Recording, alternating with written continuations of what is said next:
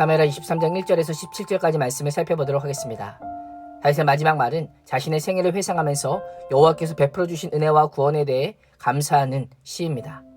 다윗은 자신을 이새의 아들이라고 소개합니다. 이새의 아들이라고 하는 표현은 다윗이 자신을 스스로 낮출 때 사용하는 표현입니다.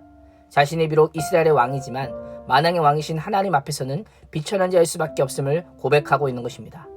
또한 다윗은 자신이 높이 세워진 자라고 소개합니다. 높이 세워졌다는 것은 비천한 신분에서 벗어나 이스라엘의 왕이며 열방의 머리가 되었다라고 하는 의미입니다. 능력 없는 자신을 능력 있게 만드신 하나님의 능력을 찬양하고 있는 것입니다. 다윗은 자신을 야곱의 하나님께로부터 기름 부음 받은 자라고 소개합니다. 기름 부음을 받았다라는 것은 사람에 의해 선택받은 자가 아니라 하나님에 의해 선택받은 자요 하나님께 거룩하게 구별된 자라고 하는 의미입니다. 이를 통해서 자신에게 하나님의 말씀을 전할 영적인 권위가 있음을 말하고 있는 것입니다. 마지막으로 다윗은 자신을 이스라엘의 노래 잘하는 자라고 소개하고 있습니다. 다윗은 왕이 되기 전에 사울 왕을 위해 악기를 연주하여 악기를 쫓아내기도 했던 연주자요, 작곡자요, 작사가로 오늘날로 말하면 만능 엔터테이너입니다. 하나님께서 주신 재능을 자신의 여욕을 즐기기 위해 사용하지 않고 하나님의 영광을 찬양하는 것에 사용했던 자였습니다. 다윗은 하나님 앞에서 깨닫게 된 자신의 정체성을 분명히 알고 고백하고 선포하고 있는 것입니다.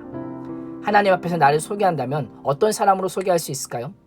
다른 사람에게 나를 소개한다면 어떤 수식어로 나를 표현할 수 있을까요?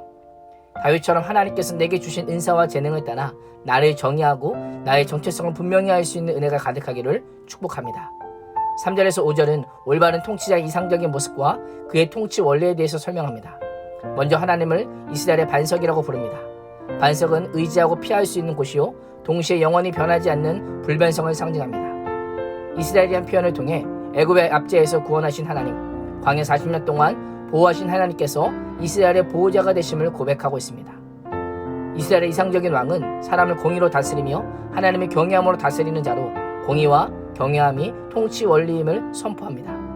이상적인 왕이 나라를 통치하면 백성들은 구름 없는 아침해가 떠오를 때 아침빛이 비침 같고 비온 뒤 광채로 땅에서 나는 풀과 같은 은혜를 입게 될 것이다 라고 말씀합니다. 내 집이 하나님 앞에 이같지 아니하라 라고 하면서 다윗의 집이 하나님과 동행함으로 하나님과의 언약관계 속에서 이와 같은 복을 누리고 있음을 고백합니다. 돋는 새풀이 성장하는 것처럼 하나님께서는 단 한순간도 쉬지 않고 늘 변함없는 태도로 이스라엘을 보호하고 보존하고 있음을 선언하고 있는 것입니다. 하나님께서 다윗과 맺은 언약은 그리스도에 대한 예언으로까지 이어집니다. 다윗이 경험한 하나님의 은혜는 오늘날 예수 그리스도를 믿는 성도들이 소유한 언약의 말씀이기도 합니다. 예수 그리스도께서 다시 오셔서 온전히 다스리시는 때가 되면 예수 그리스도의 은혜와 공의의 통치로 우리는 풍성해질 것입니다.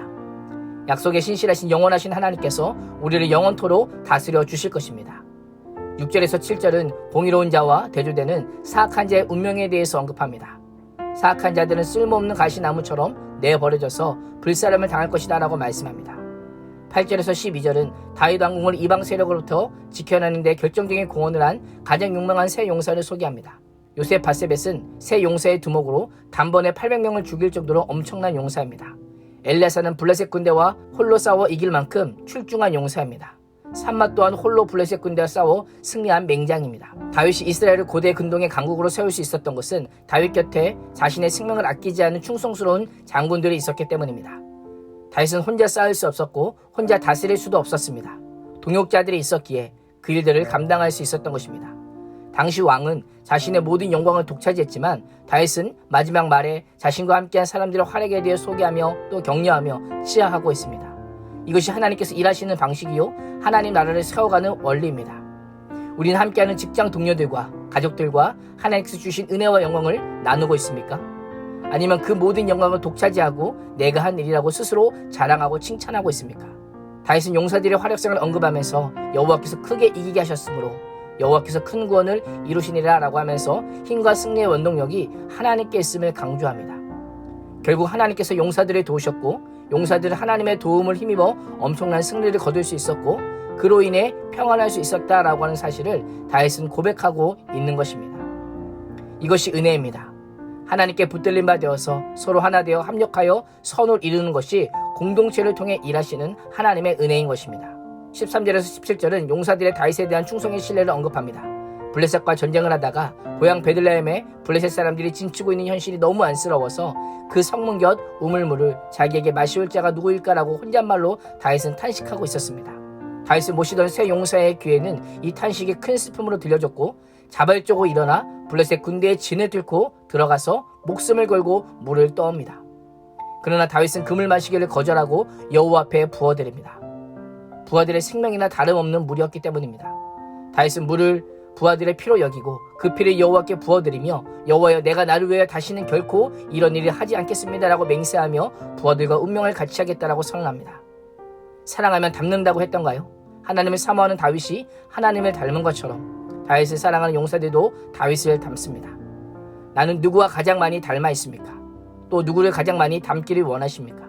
오늘 하루 예수님을 가장 많이 닮는 예수 닮음이가 되시기를 주님의 이름으로 축원합니다. 기도하겠습니다. 하나님, 자신의 전부를 걸고 주님을 사모하며 살던 다윗이 주님을 닮은 것처럼 다윗 곁에는 다윗을 닮은 자들로 가득하여 그 생각과 뜻과 마음을 함께하는 아름다운 모습을 보게 하심에 감사합니다. 오늘 하루도 내가 가장 사랑하는 주님을 닮게 하여 주시고 하루를 마무리할 때는 오늘 하루도 나의 말과 생각과 행동에서 예수님다운 모습이 가득했음을 보고 기뻐하고 감사하고 찬양하는 복된 하루 되게 하여 주옵소서. 예수님의 이름으로 기도합니다. 아멘.